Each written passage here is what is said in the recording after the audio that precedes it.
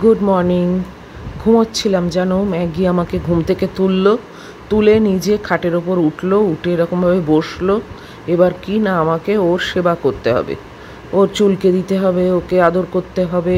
ও আমাকে অবশ্য পাল্টা আদর করবে, সেটা না, কিন্তু মেন হচ্ছে ওকে আমাকে এরকম সব চুলকে দিতে হবে, ওকে আদর করতে হবে। আর ও সেটা বসে বসে এখন এনজয় করবে। ওর ঘুম ভেঙে গেলেই ও এসে আমার ঘুমটা ভাঙিয়ে দেয়। কি মুশকিল বলো তো। যদিও সকাল অবশ্য হয়েই গেছে, কিন্তু তাহলেও আমার ইচ্ছে ছিল আর একটু ঘুমোবো, কিন্তু সেটা আর হলো না। এই যে এখন মহিলা সন্তুষ্ট হয়ে হাসি হাসি মুখে এদিক ওদিক দেখছে। বলো, আমার কিন্তু ঘুমটা চলে গেল। এখন সেই দুপুরবেলা শুতে পাবো। আমি উঠে পড়েছি আর বিছনার অবস্থা করেছে দেখো। এই রকম কিন্তু ছিল না, এই মহিলা টানাটানি করে এইসব করেছে। এখন বিছনার ওপর রাজত্ব করছে। আমি চলে এলাম বারান্দায়। বারান্দার দরজাটা খুলে দেখি বাইরের কি অবস্থা। বেশ ভালোই অবস্থা। আর একে দেখো, এ এখনও অবধি বিছনায় রাজত্ব করছে। আর আমি এই যে তোমাদেরকেও একটু দেখানোর চেষ্টা করছি, গাছের ফাঁক দিয়ে দিয়ে একটু সূর্যর দেখা পেয়েছি। আকাশটা বেশ পরিষ্কার আছে, নীল আকাশ, বিউটিফুল ডে। আশা করব তোমাদের আজকের দিনটা খুব ভালো কাটবে। ভেতরে চলে এলাম, মহিলাকে একটু দেখাচ্ছি লোভ। হ্যাঁ, লোভে পা দিয়েছে, বারান্দায় চলে গেছে। এই করে খাট থেকে নামালাম, বুঝেছো তো। ওর বারান্দায় যাওয়ার ভীষণ ইন্টারেস্ট, তাই জন্যে বারান্দায় চলে গেছে। বাস, এই যে এদিক ওদিক দেখবে, কী বা দেখবে, সামনেই তো নিম গাছের জঙ্গল। যতক্ষণ না কাটাতে পারছি ততক্ষণ আমারও শান্তি নেই। এই যে আমি এবার বিছানাটা করে নিই তাড়াতাড়ি। কি অবস্থা করেছে আমার বালিশ টালিশ টানাটানি করে। যাকগে, কী আর করবো, এখন ভালো করে একটু ঝাঁট দিতে হচ্ছে, কেননা ওর একটু শেডিং হয় তো, তাই জন্যে খুব ভালো করে ঝাঁটটা দিতে হয়। তো চলো বিছনাটা আগে করে নিয়ে তারপরে ঘর থেকে বেরোবো। এই আরম্ভ হয়ে গেল আর কি, কর্মকাণ্ডের মধ্যে নিজেকে রাখা। অবশ্য এইসব না থাকলেও তো দিন কাটতো না, তাই না, সময় কাটতো না। এই একের পর এক একার সংসার চালিয়ে যাচ্ছি, তাই তো দিনটা কেটে যাচ্ছে। 6:20 বেজে গেছে। এবার বারান্দার দরজাটা বন্ধ করে দিচ্ছি, দিয়ে এবারে ঘরের দরজাটা খুলবো। চলো, মহিলা ওয়েট করছে। এই যে ছুটে চলে গেল। এবারে তো জানোই, এই দরজা খুলবো, ওয়াশিং মেশিন চালাবো, একের পর এক কাজ তো তোমরা জানোই। সব পরের পর রুটিনের মতো করে যাই। লোকনাথ বাবাকে স্মরণ করে শুরু করছি আজকের দিনটা। লিভিং রুমের জানলা থেকে বাইরেটা তাকানো যাচ্ছে না, এত রোদ। দেখেছো, আমি ক্যামেরার মাধ্যমে দেখতেই পাচ্ছি না যে কি তুলছি। পুরো একদম সাদা হয়ে গেছে রোদে। চলে এসেছি রান্নাঘরে, চা বসিয়ে দিচ্ছি। তো ফাঁকিবাজির চা নিয়ে এবার চলে যাচ্ছি ডাইনিং টেবিলে। কি পজিশনে মহিলা শুয়ে আছে দেখেছো। কি করে রান্নাঘর থেকে বেরোবো সেটা চিন্তাই করে না। বসে গেছি চা খেতে, মহিলাকেও তৈরি করে দিয়েছি। উনি ওখানে গলায় পড়ে শুয়ে আছেন, আর আমি এই গোল বিস্কুট নিয়ে বসে গেলাম চা খেতে। ঘুম থেকে ওঠার পর এই সময়টা আমার খুব রিল্যাক্সিং লাগে। তো চা খেয়ে এই যে মহিলা কেন সামনে বসে আছে বুঝতেই পারছো, ওনার গা ব্রাশ করে দিতে হবে, এতেও খুব আরাম পায় জানো। তো এই আমিও ব্রাশ করে দিই যাতে শেডিংটা কম হয়। এ তো আগের ভিডিওতেও তোমাদের দেখিয়েছি, এটাও এখন আমার নিত্য কাজের মধ্যে অ্যাড হয়েছে। Hey everyone, good morning, welcome to my channel. আমি মুন, আর আশা করবো তোমরা সবাই ভালো আছো, সুস্থ আছো। আমিও ভালোই আছি। আজকে হচ্ছে 1st of September, আর এখন বাজে 8:20। আজকে এই থেকে কি বলে কিচেন থেকেই তোমাদের সঙ্গে কথা স্টার্ট করলাম। যদিও ভ্লগ কিন্তু অনেক আগেই স্টার্ট হয়ে গেছে, একদম বেড থেকেই ভ্লগ স্টার্ট করেছি। তো অ্যাট লাস্ট এতক্ষণ ধরে একটুখানি চ্যাটিং করলাম গুড্ডির সঙ্গে, করে চলে এলাম রান্নাঘরে। ওর এখন 3 দিন ছুটি, লেবার ডে আছে ওদের মানডে। তো সে লেবার ডে উপলক্ষে এখন স্যাটারডে সানডে মানডে 3 দিন ছুটি। তো যাই হোক, ও ছুটি এনজয় করুক, আর আমি রান্নাঘরে এসে পেটের ব্যবস্থা করি। আজকে মেনু হচ্ছে মাছের ঝোল আর ভাত, কেননা বিরিয়ানি অনেক খাওয়া হয়ে গেছে। আজকে একদম সিম্পল রান্নায় চলে আসছি। ঢেঁড়স ভাতে দেবো প্রথম পাতে, আর মাছের একটা ওই আলু পটল দিয়ে পাতলা ঝোল করব, বাস। আর তাছাড়া কিছু না। এ দেখো কিছুই হয়নি, সব ঢনঢন করছে। আগেই দুধ জাল দেবো, দিয়ে ম্যাগির মাছ মাংস বসাবো, ভাত বসাবো, যেরকম করি আর কি। আর আজকে তোমাদের সঙ্গে ওই একটা শাড়ি ব্লাউজ সেট তৈরি হয়ে গেছে, একটা কুর্তি কমপ্লিট হয়ে গেছে, সব কিছু তোমার দুটো কুর্তি কমপ্লিট হয়েছে বলতে গেলে। তো সেইগুলো তোমাদের সঙ্গে আজকে শেয়ার করব, কালকেও করব ভেবেছিলাম বাট ভুলে গেছি, তো আজকে করব। তো পরে আগে রান্নার ব্যাপারটাকে মেটাই তারপর। আর মাছের ঝোল ভাত তো কি আর রেসিপি দেবো বলো, মানে শেয়ার করব, করে নিই আগে। 8:45 বেজে গেল, গরমে পুরো পচতে যাচ্ছি জানো, রান্নাঘরে এত গরম আজকে। আর এই যে ম্যাগির মাছ মাংস বসিয়েছি, আমার আর ম্যাগির ভাত হচ্ছে, আর এখানে কড়া গরম হয়ে গেছে। এই যে সবজি কেটে নিয়েছি, কিছুই নেই, আলু পটল আর টমেটো এই দিয়ে করব। আর একটা মাছ নিয়ে নিয়েছি, একদম পাতলা ঝোল। আর এইখানে এই যে ঢ্যাঁড়সগুলো কেটে রেখেছি, মানে জাস্ট মুখটা কেটে রেখেছি, গোটা গোটা, ওটা সেদ্ধ করব পরে। বাস এই হচ্ছে আমার মেনু। চটপট ঝোলটাকে বসিয়ে দিয়ে অসম্ভব গরম হচ্ছে জানো, পুরো চান করে যাচ্ছি, কি বলবো বলো। আর এই যে কুকার হচ্ছে, চলো, কড়া গরম হয়ে গেছে।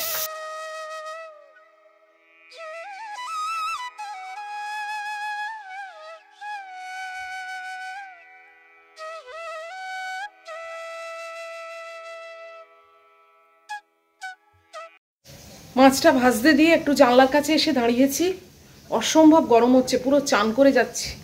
আর ম্যাগি দরজার কাছে কেন ধর্না দিয়ে বসে আছে জানো তো, আজকে সানডে, বাথরুম পরিষ্কারের লোক আসবে তাই। উফ, এই গরমে যে একটু পাখাটা চালিয়ে রাখবো, সে মহিলা এখান থেকে উঠে চলে যাবে জানো, ওই জন্য আর পাখাটা চালাতে পারছি না। আমি না থাকলেও পাখা চললেই ও উঠে চলে যায়। চলো, আবার মাছটা পুড়ে যাবে।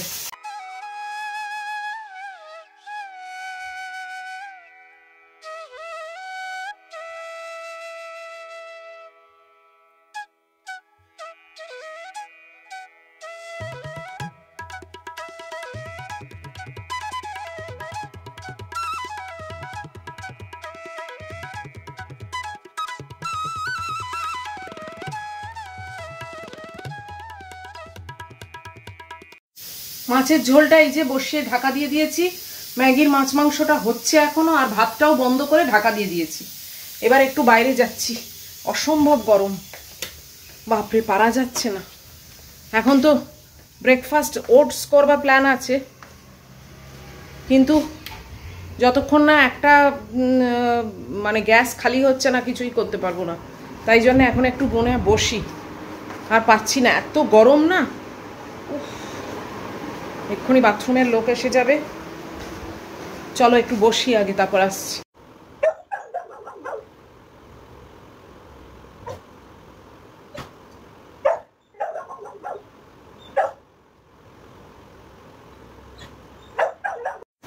ম্যাগি ওরম কেন করছে জানো তো, আমার বাথরুম পরিষ্কারের লোক আসছে, ও গন্ধ পেয়েছে, তাই জন্যই ওরম করছে। আমি চলে এলাম আবার রান্নাঘরে, কেননা আমার ঝোলের অবস্থাটা কি সেটা দেখতে হবে। চলো।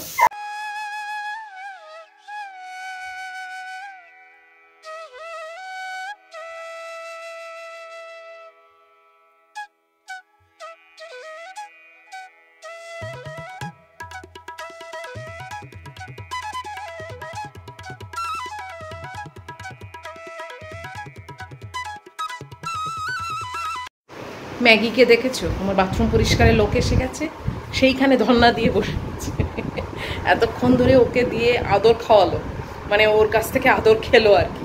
তো আগে তো বাথরুমে ঢুকতে পারবে না, আগে ও বালতি রেখে ওকে আদর করে, তবেই ও এন্ট্রি নিতে পারবে বাথরুমে, জানো, এটা একটা নিয়ম করে দিয়েছে ম্যাগি। তো বেশ করে আদর টাদর করলো, তারপরে ও বাথরুমে ঢুকেছে পরিষ্কার করতে। আর আমি তো ওটস নিয়ে চলে এসেছি, বাট ও চলে গেলে তারপরে খাবো। তো এখন একটু রাখি, আবার পরে আসছি।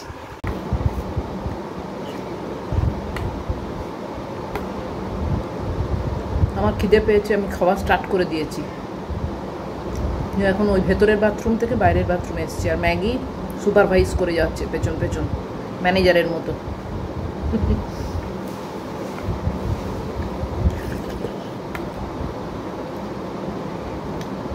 খেয়ে উঠে চান টান সেরে তোমাদেরকে ওই শাড়িটা শেয়ার করব, শাড়ি শেয়ার করব, দুটো কুর্তি শেয়ার করব।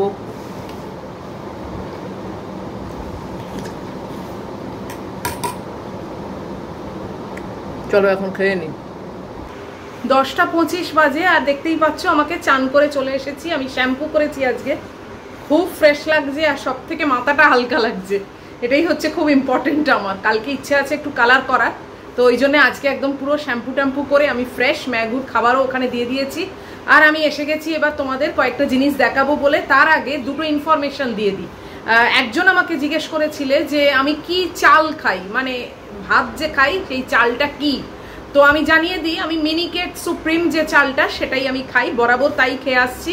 এক এক সময় মিনিকেট প্ল্যাটিনাম কিনি, এক এক সময় মিনিকেট সুপ্রিম কিনি, এবং এটা either big basket or Flipkart গ্রসারির থেকে আমি কিনি। এটা 50 টাকা 52 টাকা পার কেজিতে থাকে। আমি একদম 10 কিলোর একটা প্যাকেট আনি, মানে বোরা আনি। তোমরা অনেকবার দেখেওছো বোধহয়, এদিক ওদিক আমার এই বোরা পড়ে থাকে। তো আমি মিনিকেট সুপ্রিম বা মিনিকেট প্ল্যাটিনাম যেটা যখন ডিলে থাকে সেটাই কিনি। তবে এই দুটোর মধ্যেই, অন্য কোনো চাল কিন্তু কিনি না। আর গোবিন্দভোগ চাল তো অবশ্যই কিনি, জানো, সেটা পোলাও বা খিচুড়ি এসবের জন্যে। তো এটা একটা ইনফরমেশন গেল। আর একটা ইনফরমেশন আমাকে জানতে চেয়েছে, বেশ 2-3 জন জানতে চেয়েছে, সেটা হচ্ছে ম্যাগিকে যে আমি টিকের মেডিসিন দিই সেটা কি মেডিসিন। যদিও আমি এটা নিয়ে কিন্তু অনেকদিন আগে একটা ভ্লগে পুরো ডিটেল আলোচনা করে দিয়েছিলাম, বাট যা মানে মিস হয়ে গেছে তোমাদের হয়তো, এবং সেটা অনেক দূর চলে গেছে, মানে ওই ভিডিওটা তোমরা খুঁজে পাচ্ছ না বলেছো। তো তাই জন্য আমি আবারও শেয়ার করে দিচ্ছি, যদিও এক্সট্রা বক্স আমার কাছে এখন নেই বলে আমি দেখাতে পাচ্ছি না। বাট মেডিসিনটার নাম হচ্ছে ফিপ্রোফোর্ট প্লাস। এটা কিন্তু ডগির যে মানে ওজন, সেই ওজনের ভিত্তিতেই কিন্তু কিনতে হয়। আমি ফিপ্রোফোর্ট প্লাস যেটা কিনি সেটাই যে তোমার ডগির মানে হবে, তোমার বাচ্চার যেটা মানে সেটাই যে লাগবে তা কিন্তু নয়। এটা তুমি যে পেট শপ থেকে কিনবে বা ডাক্তারের কাছ থেকে আগে একটু কনফার্ম করে নেবে যে ওর কোনটা লাগবে।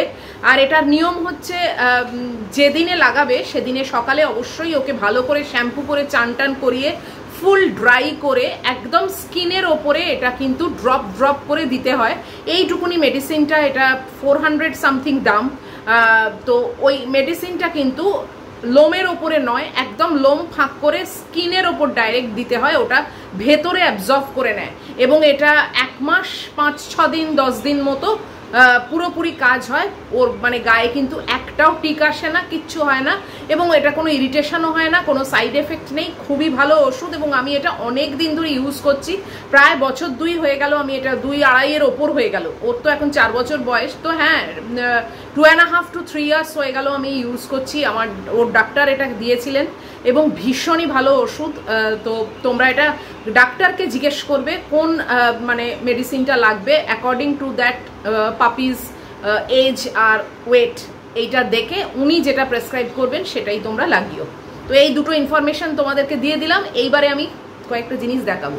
প্রথমে একটা কুর্তি দেখাচ্ছি। এই শ্যাম্পু করলে না এত চুল ওড়ে, এটা সমস্যা। যাই হোক, প্রথমে একটা কুর্তি দেখাচ্ছি। এই কুর্তিটা একটু অন্যরকম করে করেছি, এই দেখো।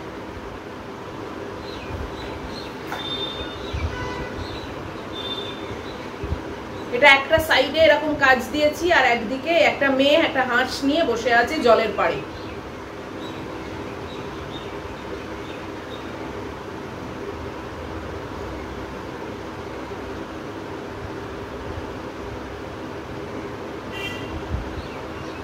তো এই একটা হলো।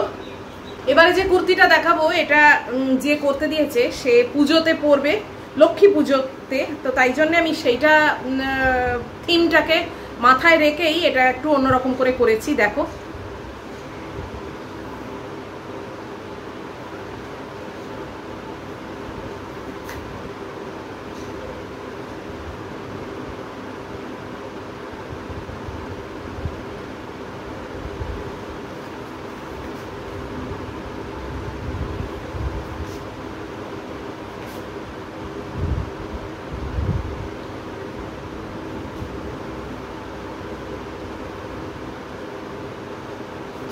জানি না তোমাদের কতখানি ভালো করে দেখাতে পারলাম, তবে অবশ্যই শর্ট ভিডিওয়ে আবার দেবো, তখন তোমরা দেখতে পাবে। এই দেখো তলাটা, একদিকে এইগুলো দিয়েছি আর একদিকে এই, এটা লং কুর্তি তো তাই জন্য আর দেখানো যাচ্ছে না। আর একদিকে একজন মহিলা শাঁখ বাজাচ্ছে, আর এদিকে লক্ষ্মী ঠাকুর। আমি ইচ্ছে করে, তোমরা অনেকেই বলবে হয়তো যে লক্ষ্মী ঠাকুরের আউলটা কোথায়, প্যাঁচাটা কোথায়, ইচ্ছে করেই আমি দিইনি, যে যাতে মানে সরস্বতী লক্ষ্মী সবেতেই এটা করতে পারে ও। লক্ষ্মীটা মানে প্যাঁচা দিলে তো ওটা একদম ফিক্স হয়ে গেল না একজনের জন্যে।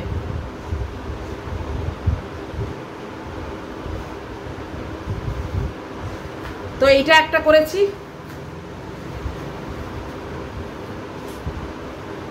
এবারে আসছি বিখ্যাত শাড়িতে। শাড়িটা আমি জানি না কি করে দেখাবো তোমাদের, তাহলেও এই অল্প খুলে দেখাচ্ছি, বুঝে যাবে এটাই পুরোটা। আচ্ছা, ওপরটায় মানে ওপরে যে পার্টটা আর কি, সেটা আমি এইটা দিয়েছি।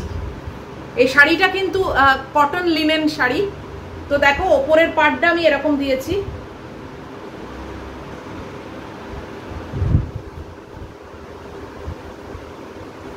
আর নিচের পার্টটা যেটা মানে পায়ের কাছে যে বর্ডারটা থাকে সেটা এরকম দিয়েছি।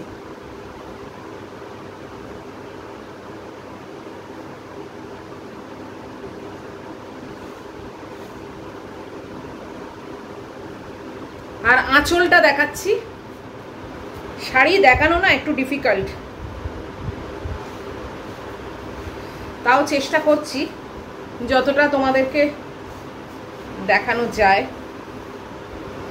এই যে আঁচলটা এটাই আর কি ভরিয়ে দিয়েছি, দেখো।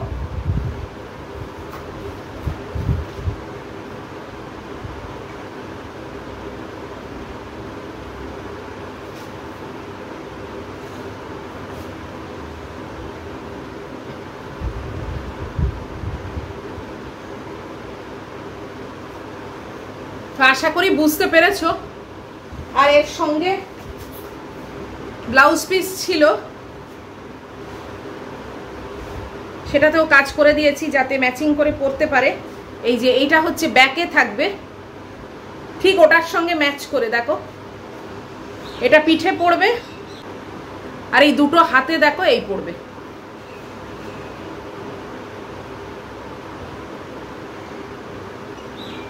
এটা দুটো হাতে পড়বে। তো এই তিনটে কাজ তোমাদেরকে দেখালাম। অবশ্যই আবার শর্ট ভিডিওতে দেখাবো, সেটা তোমরা আরো ভালো করে দেখতে পাবে, কেননা শর্ট ভিডিও যখন মানে শ্যুটটা করি তখন ওটা বিছানার উপর ফেলে করব, তো তাই জন্য তোমরা আরো ভালো করে দেখতে পাবে। আর একজন আমাকে অনেকদিন আগে মানে বেশ কয়েকদিন আগে লিখেছিল যে তুমি এত ফ্যাব্রিকের কাজের কথা বলো, এত কিছু দেখাও, এটা কি তুমি অ্যাড দাও? হ্যাঁ, অবশ্যই অ্যাড দিই। এটা তো আমার একটা ছোটখাটো বিজনেস টাইপ, তো অ্যাড দেবো নাই বা কেন? আর আমি দিই কাকে? আমার পরিবারের লোকজনকে, যারা সবাই জানে যে আমি সাইডে ফ্যাব্রিকের কাজ করি, তো তারাই তো অর্ডার দেয়।